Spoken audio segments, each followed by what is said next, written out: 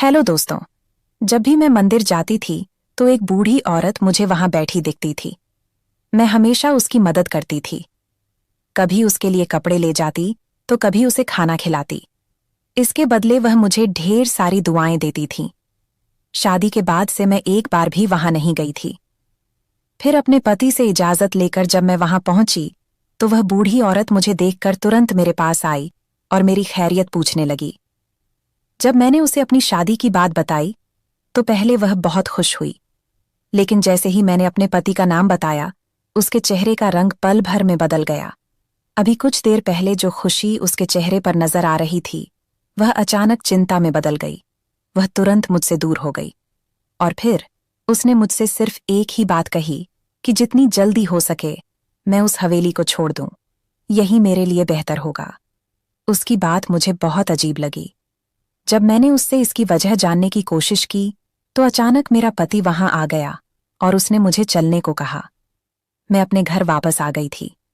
उस दिन के बाद से मेरा मंदिर नहीं गई, लेकिन उस औरत की बात मेरे दिमाग में चल रही थी। मैंने तो हमेशा उसकी मदद की थी, तो फिर उसने मुझसे ऐसा क्यों कहा? कुछ दिन बीत गए। एक दिन वह भिखारिन मुझे हवेली के दरवाजे पर दिखाई दी। घर की एक नौकरानी ने उसे डांट कर भगा दिया और दरवाजा बंद कर दिया। उसने कहा, यह औरत पागल है, ऐसे ही बेवजह यहां आकर अपना और दूसरों का वक्त खराब करती है। अभी थोड़ी देर पहले ही इसे खाना दिया था और ये फिर आ गई। उस दिन के बाद से जब भी मैं अपने कमरे की खिड़की खोलती वह भिखारिन मुझे हमारे घर के बाहर ही दिखाई देती, जैसे वह किसी का इंतजार कर रही हो। मुझे ऐसा लगता था कि वह मुझे कुछ बताना चाहती है, लेकिन मुझे हवेली से बाहर जाने की इजाजत नहीं थी। इसी वजह से उस दिन के बाद से मेरी उस भिखारिन से कोई बात नहीं हो पाई। मेरा उत्सुकता दिन ब दिन बढ़ता जा रहा था और फिर जब मुझसे सहन नहीं हुआ तो मैंने अपने पति से मंदिर जाने की इजाजत मांगी। मुझे पता था कि वह वहीं मिलेगी और ऐसा ही हुआ। उसके बाद उस भिखारिन ने उस बड़ी हवेली का जो राज मुझे बताया, उसे सुनकर मेरे पैरों तले जमीन खिसक गई, क्योंकि उस हवेली में तो मेरा नाम आरती है। मेरी माँ ने मेरा यह नाम बहुत प्यार से रखा था क्योंकि मैं 10 साल बाद उनकी जिंदगी में आई थी। माँ बाप की कोई संतान नहीं थी। मेरी माँ मंदिर जाकर पूजा किया करती थीं। आखिरकार उनकी प्रार्थना रंग लाई और उनकी जिंदगी में मैं शामिल हुई। मैं बचपन से ही बहुत सुंदर थी। इसी वजह से मेरी माँ ने मुझे पहली बार देखकर ही मेरा नाम आरती रख दिया।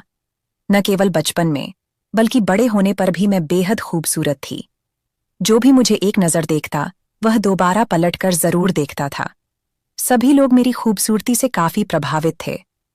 मेरे कॉलेज और यूनिवर्सिटी में भी कई लड़के मुझे पसंद करते थे, लेकिन मैंने कभी उनमें से किसी में भी दिलचस्पी नहीं ली, क्योंकि मैं बहुत ही समझदार और सुलझी हुई लड़की थी।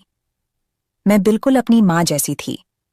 उन्होंने मुझे घर गृहस्थी और बाकी सारे काम बहुत अच्छे से सिखाए थे। इसी वजह से मैं हर हफ्ते अपनी माँ के साथ मंदिर जाया करती थी और वहां जाकर पूजा करती थी। न केवल चेहरे से बल्कि मैं दिल से भी सुंदर थी। जो भी मुझे नजर आता मैं आगे बढ़कर उसकी मदद करती। यही वजह थी कि मोहल्ले और आसपास के सभी लोग मुझे बहुत पसंद करते थे। जब भी मैं अपनी माँ के साथ मंदिर जाती वहां एक बूढ़ी औरत बैठी दिखाई देती। मैं हमेशा उसकी मदद करती। कभी घर से उसके लिए कपड़े ले जाती तो कभी कोई और चीज। बदले में वह मुझे ढेर सारी दुआएं देती थीं। मेरी पढ़ाई पूरी हो गई थी और अब मेरे माँ बाप दोनों यही चाहते थे कि मेरी शादी किसी अच्छे और बड़े घर में हो जाए। हम लोग ज्यादा अमीर नहीं थे। मेरे पिता की सरकारी नौकरी थी और हमने एक अच्छी जिंदगी बिताई थी, मगर मेरी माँ चाहती थीं कि मेरी शादी एक बड़े घर में हो और मैं वहां राज करूं। मेरे लिए रिश्ते तो काफी समय से आ रहे थे, क्योंकि जो कोई भी मुझे देखता था पहली नजर में ही पसंद कर लेता।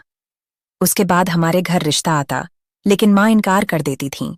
उन्हें अपने मन मुताबिक रिश्ता अभी तक नहीं मिला था। मेरे पापा के एक बहुत अच्छे दोस्त ने अपने बेटे के लिए मेरा हाथ मांगा था। उनका बेटा भी एक सरकारी नौकरी में था।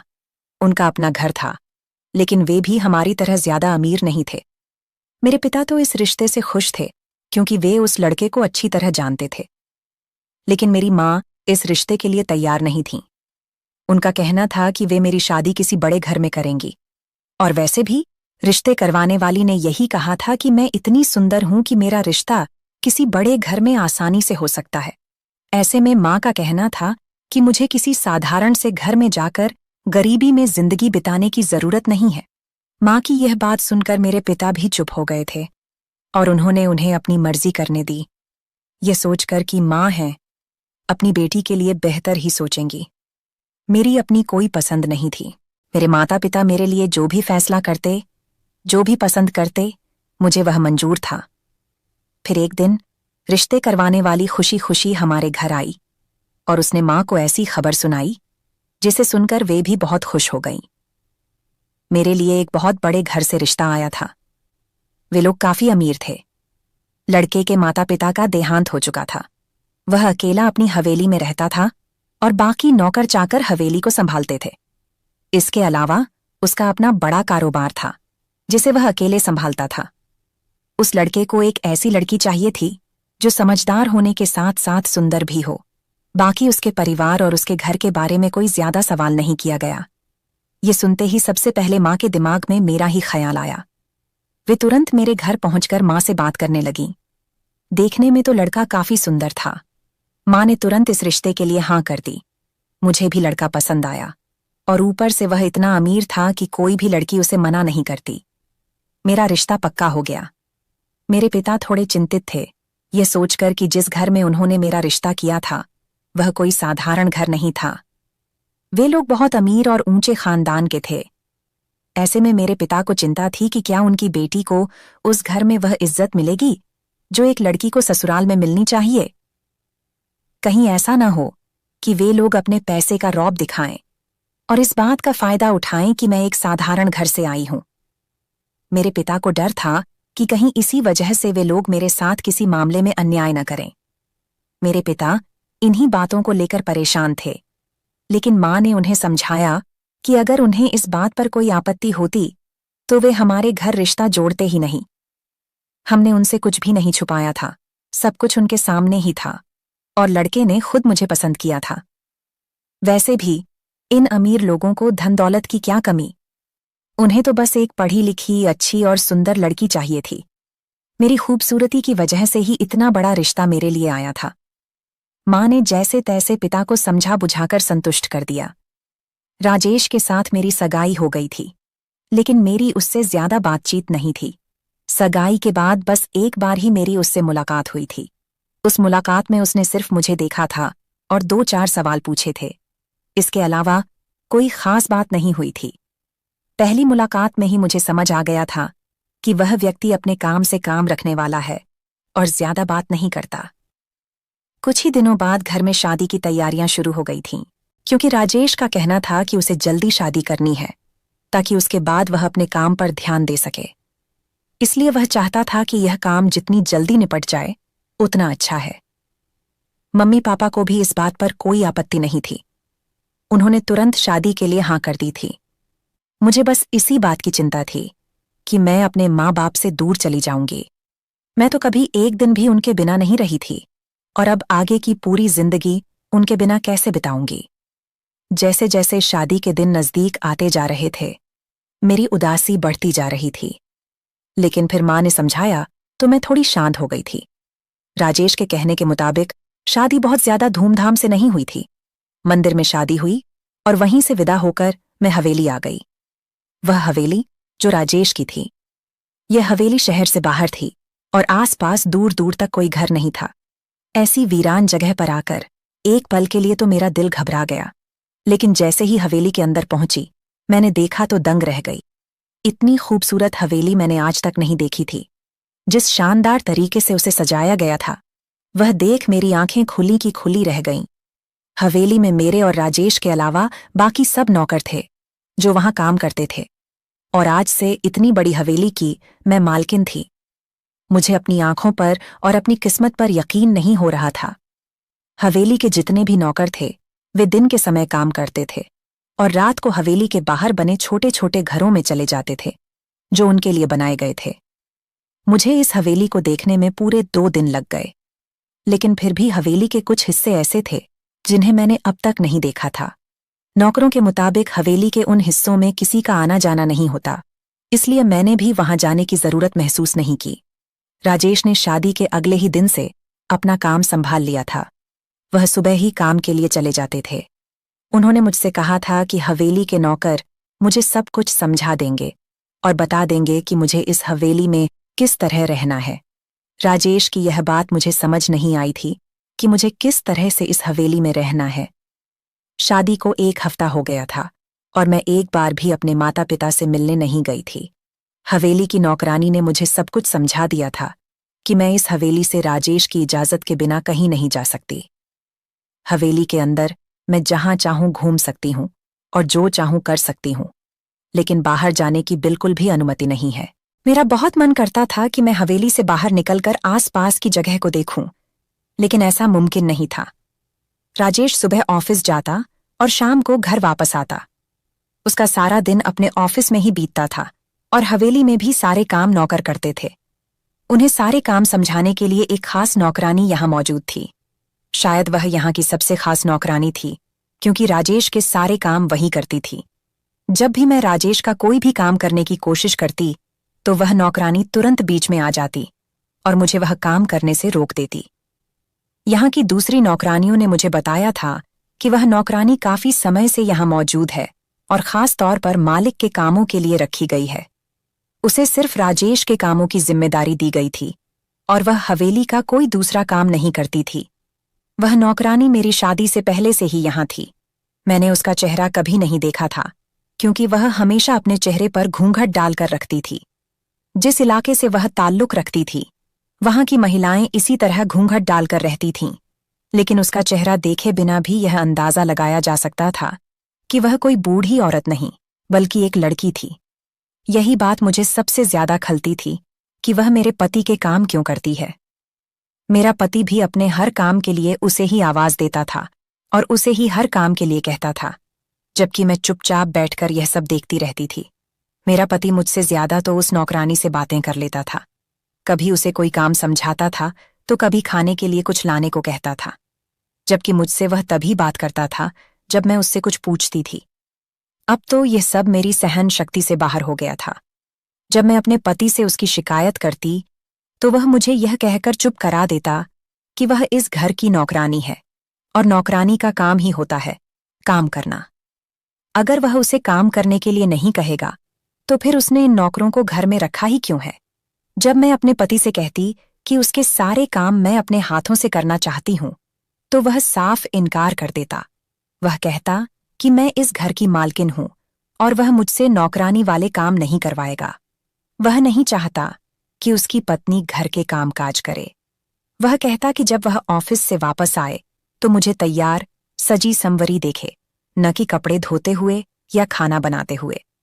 उसके यह बातें सुनकर मैं चुप हो जाती थी, क्योंकि इतने समय में मैं यह समझ गई थी कि मेरे पति को ज्यादा बोलना और बहस करना पसंद नहीं है।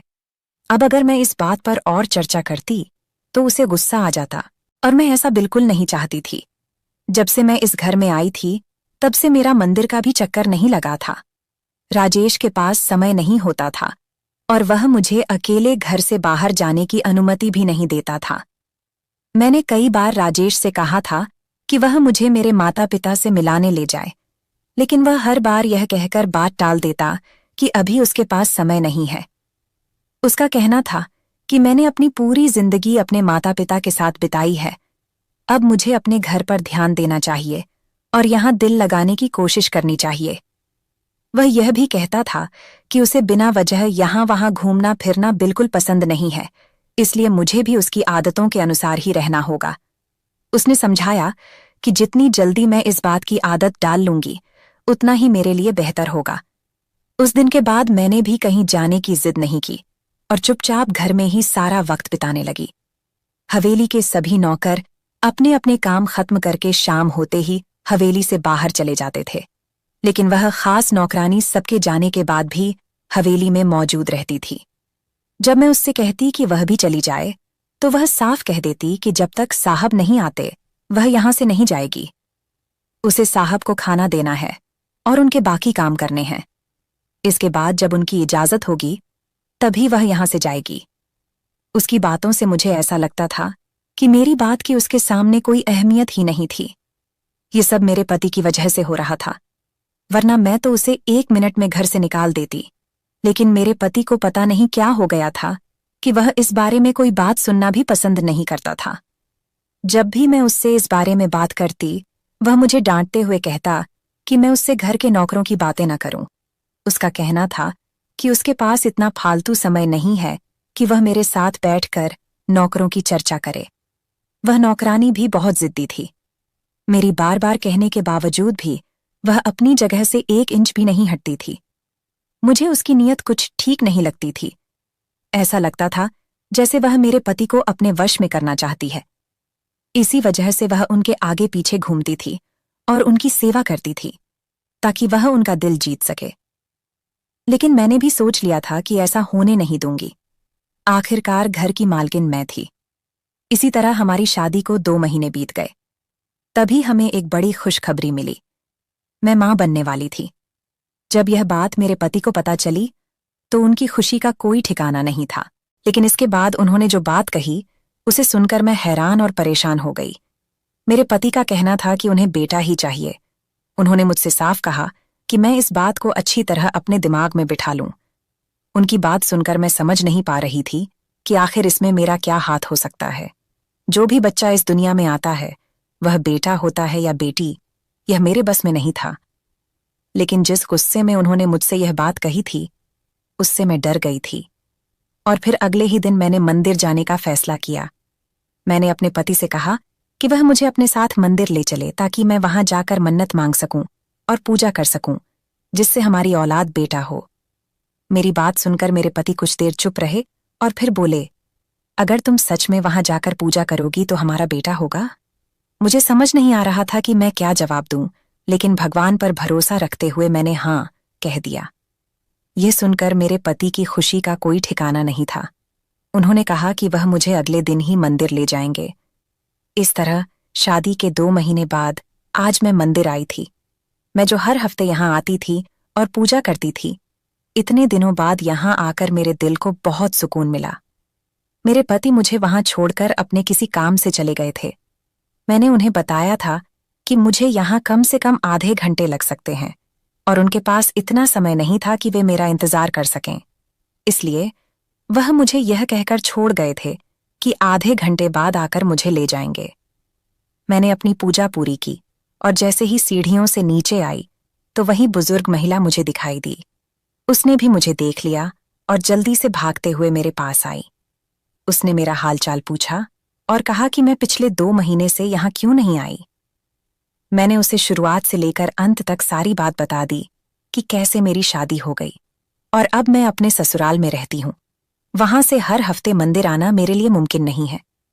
मेरी बात सुनकर वह बहुत खुश हो गई, लेकिन जब उसने मुझसे पूछा कि मेरी शादी कहाँ हुई है और मैंने उसे अपने पति और हवेली के बारे में बताया, तो उसका चेहरा अचानक चिंता से भर गया। वह मुझसे 2 कदम पीछे हट गई। इसके बाद उसने जो बात कही उसने मुझे हैरान कर दिया। उसने कहा, तुम तुरंत उस घर को छोड़ दो। यही तुम्हारे लिए सही होगा, वरना सब कुछ बर्बाद हो जाएगा। वह ऐसा क्यों कह रही थी, मुझे कुछ समझ नहीं आ रहा था। इससे पहले कि मैं हर बात विस्तार से उससे पूछती, मेरा पति वहां आ गया था। उसने मुझे चलने को कहा और मैं भी चुपचाप अपने घर वापस आ गई। मेरे पति ने तो मेरा कमरे से बाहर निकलना बंद कर दिया था। उसे अपने आने वाले बच्चे की मुझसे भी ज्यादा चिंता थी। वह बात बात पर मुझसे यही कहता था कि मैं बस पूरा दिन उसी कमरे में बिताऊं। मुझे बाहर जाने की जरूरत नहीं है। जो भी चीज मुझे चाहिए हो, मैं नौकरों से कह दिया करूं, वे मुझे वही चीजें यहां लाकर दे देंगे। मुझे अपनी सेहत का बहुत ख्याल रखना होगा। वह अपने बच्चे के मामले में किसी भी तरह की कोई भी चूक सहन नहीं करेगा। अपने पति से यह सब सुनकर मुझे हैरानी होती थी। वह इस तरह बात करता था जैसे यह केवल उसकी संतान थी और मेरा उससे कोई लेना देना नहीं था। ऐसा लगता था जैसे उसने सिर्फ उस बच्चे के लिए मुझसे शादी की थी। मेरा सारा दिन उसी कमरे में ही गुजरता। नौकरानी मुझे वहीं पर सब कुछ दे जाती थी, कमरे की खिड़की खोलती थी और वहीं से बाहर का दृश्य देख लेती थी। बाहर जाने का मेरा बहुत मन करता था, लेकिन मुझे बाहर जाने की इजाजत नहीं थी। मुझे ऐसा लगने लगा था जैसे मैं इस कमरे में कैद होकर रह गई हूं और वह नौकरानी, जो मुझे पहले से ही पसंद नहीं थी, पूरे घर पर अपनी मर्जी चलाने लगी थी। एक दिन इसी तरह से अपने पति की गैर मौजूदगी में मैं कमरे से बाहर निकली थी और जब मैं नीचे आई तो मैंने देखा कि वही बुजुर्ग महिला जो मंदिर में मुझे मिली थी वह मेरी हवेली के बाहर खड़ी थी। एक नौकरानी ने उसे धक्का देकर दरवाजा बंद कर दिया। जब मैंने उस नौकरानी से पूछा तो उसने कहा कि यह औरत पागल है, थोड़ी थोड़ी देर में यहां आ जाती है।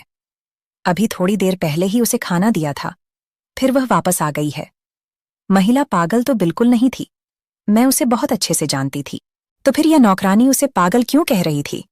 नौकरानी ने मुझे मेरे कमरे में जाने को कहा और यही कहा कि उनके साहब ने सख्त मना किया है कि मैं कमरे से बाहर न निकलूं और वहीं आराम करूं।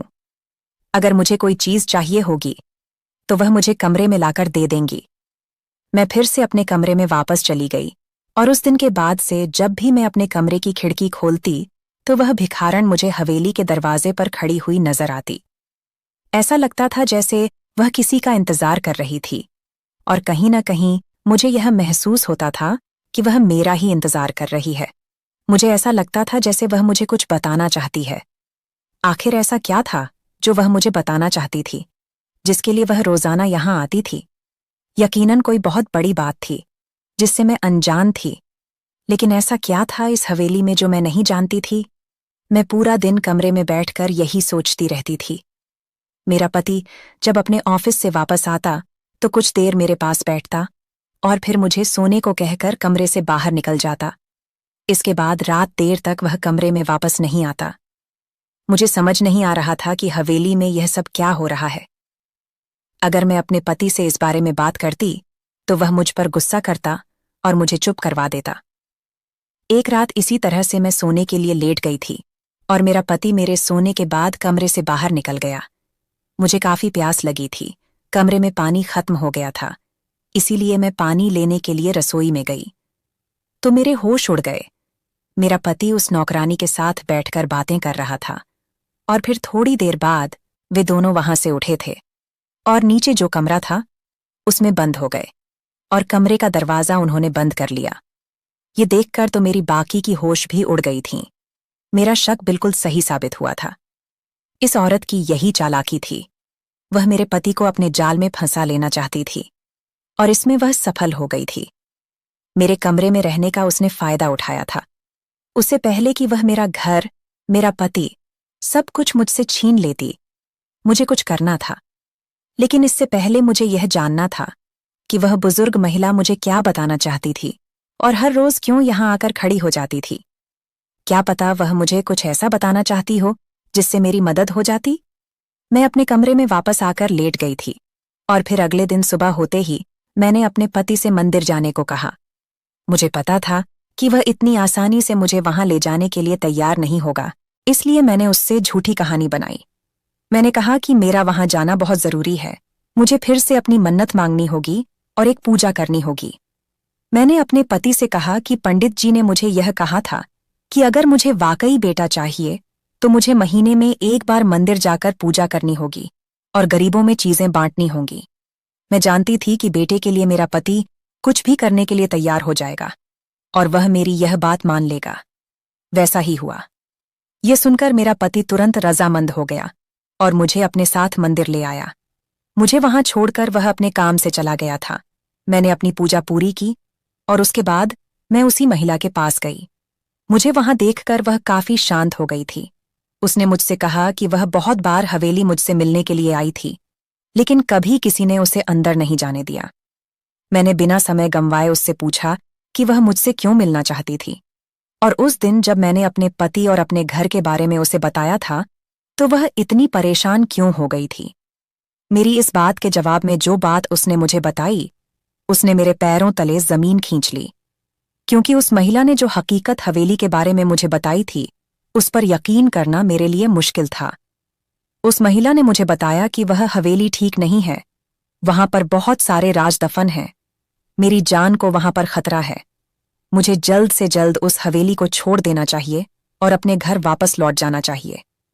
अगर मैंने ऐसा नहीं किया तो कुछ भी हो सकता है। उसने हवेली के बारे में बहुत सुना था और वहां का मालिक एक बहुत ही क्रूर इंसान है जो अपने उद्देश्य को पाने के लिए किसी भी हद तक जा सकता है। कहीं ऐसा न हो कि वह मुझे भी अपने किसी उद्देश्य के लिए इस्तेमाल करे और फिर मुझे छोड़ दे। उस औरत ने मुझे कहा कि मैंने इतने समय तक उसकी मदद की है, इसलिए वह मुझे सच बताना चाहती थी। इसलिए वह बार बार हवेली के बाहर आकर मेरा इंतजार करती थी, ताकि कहीं मुझे उससे सामना हो और वह मुझे यह सब कुछ बता सके। और इसके साथ उसने मुझे एक और बहुत बड़ी बात बताई। उसने बताया कि मुझसे पहले भी हवेली की एक मालकिन हुआ करती थी, जो मेरी तरह ही कोमल दिल वाली और बहुत सुंदर थी। वह भी मंदिर पूजा करने जाया करती थी और उस बुजुर्ग औरत की दिल खोलकर मदद करती थी। लेकिन फिर अचानक उसने आना बंद कर दिया और कोई नहीं जानता था कि वह कहाँ गई। वह औरत मेरे पति की पत्नी थी। इसका मतलब यह था कि राजेश ने मुझसे दूसरी शादी की थी और उसने अपनी पहली पत्नी के बारे में मुझे कुछ नहीं बताया था। वह कौन थी और कहाँ गई थी, कोई नहीं जानता था। इसलिए उस औरत ने मुझे सारी हकीकत बताई थी। उसने कहा कि मुझसे पहले जो औरत हवेली में थी, वह इस हवेली से गायब हो गई थी और अब मुझे भी जल्द से जल्द यह हवेली छोड़ देनी चाहिए, वरना कुछ भी हो सकता था। लेकिन ऐसा कैसे हो सकता था? मैं हवेली को कैसे छोड़ सकती थी? मुझे समझ नहीं आ रहा था कि क्या करूं। मेरे पति वापस आ गए थे और अब मुझे हवेली वापस जाना था।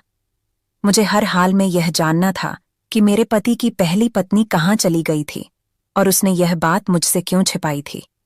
जैसे ही रात होती, मेरा पति कमरे से बाहर चला जाता और फिर मैं भी अपने कमरे से बाहर निकलकर हवेली के हर कमरे में जाती और देखती कि कहीं से तो मुझे मेरे पति की पहली पत्नी के बारे में कोई जानकारी मिल जाए।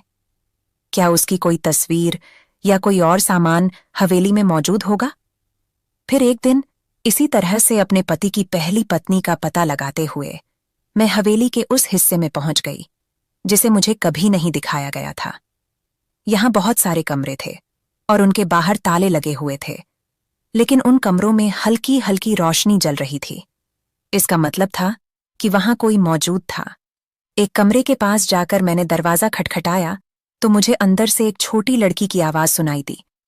मैंने जल्दी से ताला तोड़ दिया और जब मैंने देखा तो एक औरत एक छोटी सी बच्ची को अपनी छाती से लगाकर बैठी हुई थी। यह दृश्य मेरे लिए बहुत हैरान करने वाला था। फिर उसके बाद जो बात मुझे पता चली, वह मुझे बिल्कुल नहीं सोची थी कि हवेली में ऐसा कुछ हो सकता है। वह औरत कोई और नहीं थी, बल्कि कभी ना कभी वह हवेली की मालकिन रही थी। वहां जितने भी कमरे थे, मैंने उन सभी के ताले तोड़े थे और सभी कमरों में मुझे एक एक औरत और उसके साथ एक बच्ची मिली थी, जो हैरान होकर मुझे देख रही थी। और फिर उन्होंने मुझे पूरा सच बताया था। हवेली का मालिक और यहाँ की मालकिन दोनों ही बहुत स्वार्थी थे और वे दोनों मिलकर सब कुछ कर रहे थे। उन्हें अपनी हवेली के लिए बेटा चाहिए था जो उनका वारिस बन सके। मालिक की पत्नी मां नहीं बन सकती थी, इसलिए बेटे के लिए उसने अपने पति से दूसरी शादी करवा दी। लेकिन जब दूसरी पत्नी से बेटे के बजाय बेटी हुई तो उस क्रूर औरत और उसके पति ने उन्हें हवेली के उस कमरे में बंद कर दिया और फिर किसी और खूबसूरत लड़की से शादी कर ली। इस तरह से मेरे पति ने 5 शादियां कीं और हर बार बेटी होने पर वह अपनी पत्नी और बेटी को हवेली के उस हिस्से के कमरे में बंद कर देता था, क्योंकि उसे सिर्फ और सिर्फ बेटा चाहिए था। जो घर में नौकरानी थी, वह असल में कोई नौकरानी नहीं थी, बल्कि वह यहाँ के मालिक की पहली पत्नी थी और हवेली की असल मालकिन थी। वही सब कुछ करवा रही थी। अब मुझे समझ आया था कि मेरा पति बात बात पर बेटे की फरमाइश क्यों करता था। कोई इतना निर्दय कैसे हो सकता है, मैं सोच भी नहीं सकती थी। मैंने उन 5 महिलाओं को, जिनके साथ छोटी छोटी बच्चियां थीं, उन बंद कमरों से आजादी दिलाई। अब वक्त आ गया था कि उस जालिम इंसान को उसके अंजाम तक पहुंचाया जाए, जिसने सिर्फ बेटे के लालच में इतनी महिलाओं और बच्चियों की जिंदगी बर्बाद की थी। मुझे अपने पति की सारी सच्चाई मालूम हो गई थी, इसलिए वह रात को उठकर अपनी पहली पत्नी के पास चला जाता था और अपने सारे काम उसी से करवाता था, क्योंकि वह कोई नौकरानी नहीं थी, बल्कि उसकी पहली पत्नी थी। मैंने अपने पति के खिलाफ पुलिस में रिपोर्ट की थी और मेरे पति की बाकी पत्नियों ने भी उसके खिलाफ गवाही दी थी, जिसके बाद पुलिस ने मेरे पति को उन लड़कियों को हवेली में कैद करने और धोखा देने के आरोप में पकड़ लिया था। उन सभी महिलाओं ने अपनी अपनी बेटियों के साथ अपने माता पिता के घर लौटने का फैसला किया। मैं भी हवेली छोड़कर अपने घर लौट आई थी। फिर कुछ ही दिनों बाद मेरे घर बेटा हुआ था, जो सिर्फ मेरा था। मैंने अपने पति को इस बारे में कुछ नहीं बताया था। मैंने खुद से वादा किया था कि कभी भी उस इंसान को अपने बेटे तक नहीं पहुंचने दूंगी। मैंने वह हवेली और सब कुछ छोड़ दिया था जो मेरे बेटे का हक था। मुझे ऐसी दौलत की कोई जरूरत नहीं थी जो इंसान के भीतर से इंसानियत, हमदर्दी और मोहब्बत को खत्म कर दे। अगर आपको हमारी कहानी पसंद आई हो तो वीडियो को लाइक करें। चैनल पर नए हैं तो चैनल को सब्सक्राइब जरूर करें। धन्यवाद दोस्तों।